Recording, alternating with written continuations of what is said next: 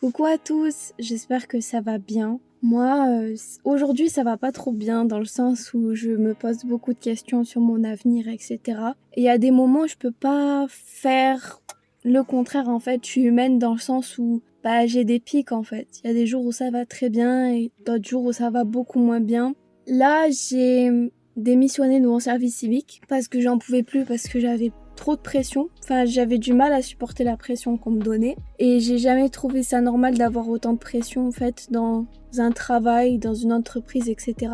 Il y a toujours un petit stress, une pression de temps en temps à avoir pour se surpasser, etc. Et ça, c'est de la bonne pression. Et puis, on a la mauvaise pression qui a tendance à nous faire du mal, à nous remettre en question. Du coup, je suis en train de refaire les engagements pour réintégrer la mission locale, faire un contrat engagement jeune. Donc, c'est pour les personnes de 16 à 25 ans, il me semble. En fait, c'est un contrat qui te permet d'être payé jusqu'à 500 € par mois en justifiant de faire des activités diverses qui seront proposées par la mission locale, Pôle emploi, etc.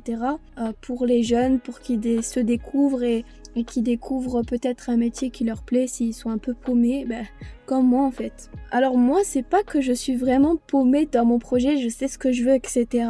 Mais pour les institutions comme ça, la mission locale, Pôle emploi, quand on dit qu'on veut devenir chanteuse, intermittente du spectacle, on n'est pas vraiment prise au sérieux. Tout à l'heure, quand j'étais à mon rendez-vous avec mon conseiller, je lui ai dit ça et puis il a pas vraiment noté. Et j'ai dit, je suis consciente que c'est quand même difficile d'atteindre ça, mais que c'est pas impossible. Mais quand je vais dans ces institutions-là, je me sens jamais à l'aise parce que j'ai vraiment l'impression qu'on veut nous mettre dans une case, qu'on veut pas laisser exploiter nos potentiels. Et c'est déprimant en fait. Quand j'en suis ressortie, j'ai fait mon contrat, j'ai commencé à entamer, avant c'était la garantie jeune, mais maintenant c'est contrat engagement jeune. Je suis contente parce que je vais être rémunérée et je vais faire peut-être des activités qui vont me plaire en soi, parce qu'il y a toutes sortes d'activités possibles. Mais en même temps, je suis tout le temps un peu insatisfaite quand je ressors de ce genre d'endroit parce que je me dis mais c'est tellement institutionnel, on veut nous mettre dans des cases, etc. Enfin, c'est vraiment l'impression que j'ai. Enfin, je me sens jamais à l'aise en tout cas quand je suis dans ce genre d'endroit et là tout de suite j'en sors et j'en sors avec un goût amer. Je vais devoir me réinscrire à Pôle emploi en plus d'être inscrite à la mission locale. Je suis un petit peu deg et j'essaie de rester positive en même temps et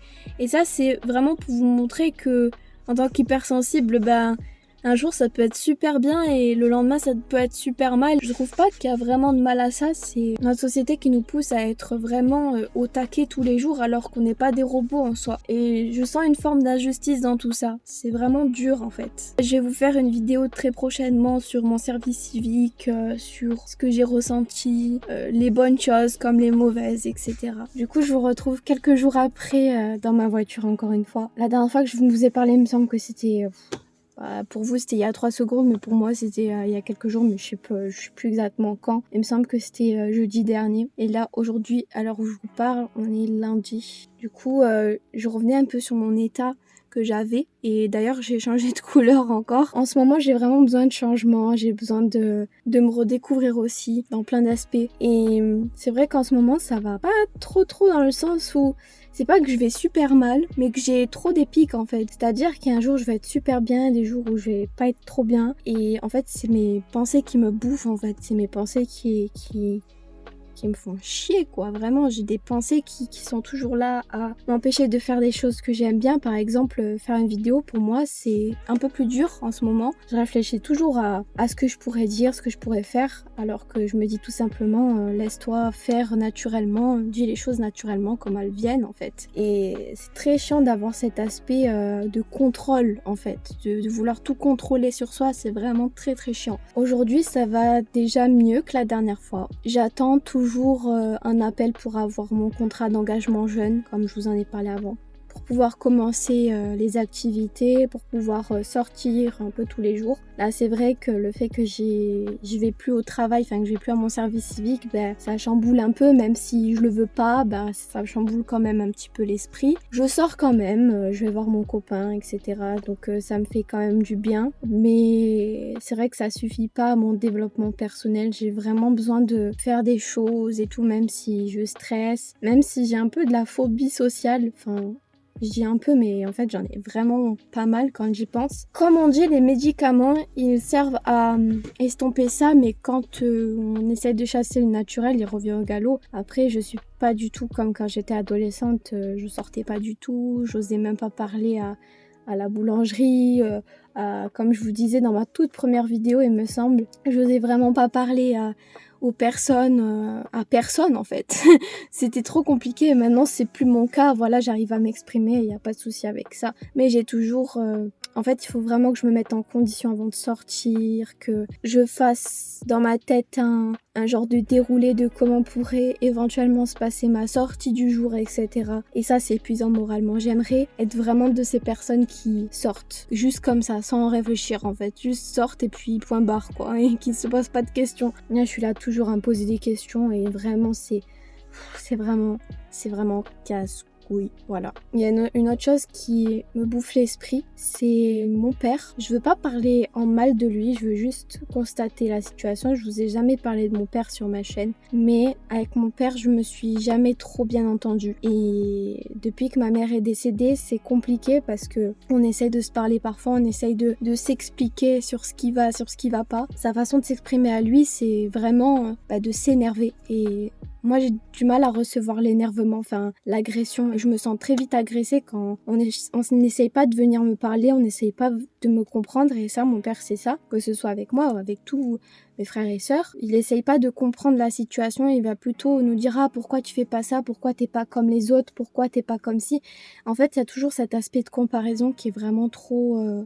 qui fait du mal et qui, au fond, alimente cet esprit de se penser nul et après il se plaint que on ne fait pas les choses comme il le veut et c'est très compliqué. Je suis consciente que lui aussi de son côté a des soucis mais c'est pas une raison pour nous refouler toute sa haine. Avant, ce que je faisais c'est que je fuguais de chez moi et après que ma mère soit décédée, pendant 1 ou 2 ans c'était la guerre avec mon père, c'était vraiment compliqué parce que on s'entendait vraiment pas, j'avais l'impression qu'il me comprenait pas et c'est vraiment le cas, il me comprend pas dans mes actions. Et les seules fois où je fais des choses bien en fait, il les voit pas forcément, ou s'il les voit, il dit rien, il fait comme s'il avait rien vu. Par contre, quand c'est des choses qui sont moins bien à ses yeux, là il va me prendre pour une personne irresponsable. C'est comme s'il me prenait encore pour un bébé alors que j'ai 24 ans maintenant. Je suis plus un bébé. Il est même pas conscient que je vis ce que je vis mentalement. Je sais qu'il le sait, mais il n'en a pas réellement conscience de ce que ça peut entraîner et il n'a pas les mots ni les façons de parler qui font que je me sens bien avec lui. C'est-à-dire que quand je suis chez moi, quand il est là, je suis pas bien. C'est dur de dire ça, mais je suis pas bien. Quand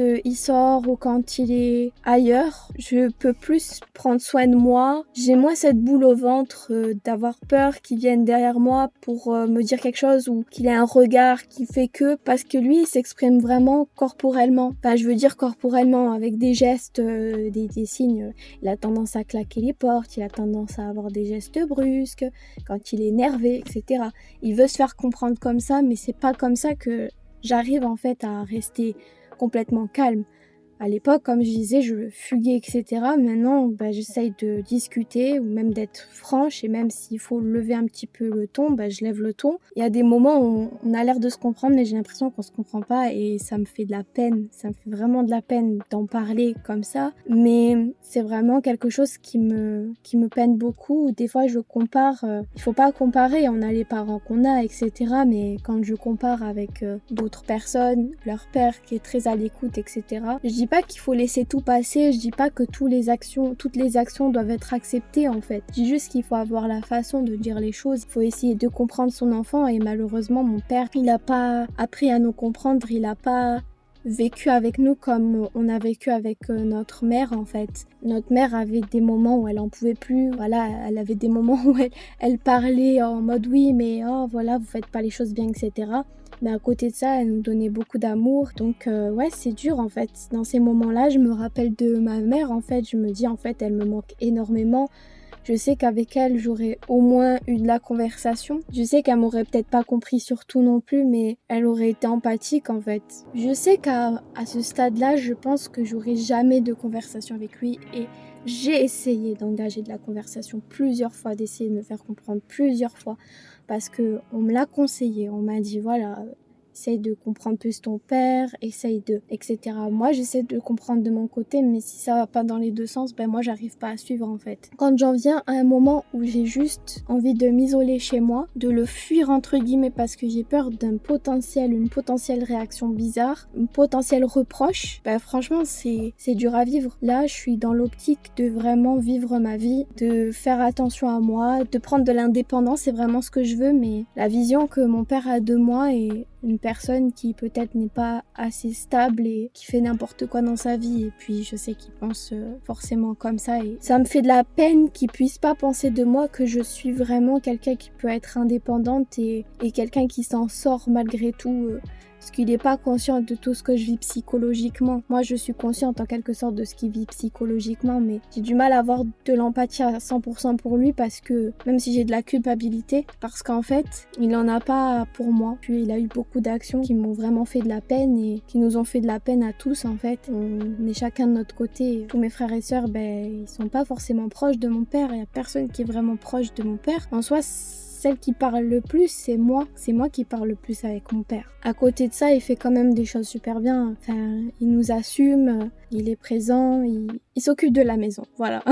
J'essaye de trouver des points vraiment positifs, mais là tout de suite, c'est vraiment très très compliqué. Du coup, je sais que s'il regarde cette vidéo, je sais que mon père, c'est pas le genre à regarder des vidéos comme ça, et puis je sais pas s'il est au courant que je suis sur YouTube. Je veux pas qu'il se sente mal de ce que je dis. Il n'est pas nul, c'est juste qu'il a sa façon de voir les choses qui n'est pas la mienne. Pour moi, de parler agressivement, c'est pas une façon de me raisonner, sachant que je suis très émotive, donc j'ai tendance à être impulsive aussi, et j'ai tendance à répondre aussi agressivement qu'il ne le fait. Même si je fais très très attention à ne pas être agressive, j'essaie de rester ferme, mais pas m'embarquer trop. Mais c'est très difficile pour moi. Enfin bon, j'ai fait un long récit sur mon père, mais vraiment j'avais besoin de m'exprimer sur ça aujourd'hui. Donc voilà, j'espère que cette vidéo vous aura plu. Ça, je pense que ce sera des vidéos en vrac en fait, dans lesquelles je vais parler un petit peu de ma vie, un peu de l'actualité de ma vie. Donc je vous dis à très très bientôt pour une nouvelle vidéo. Ciao ciao.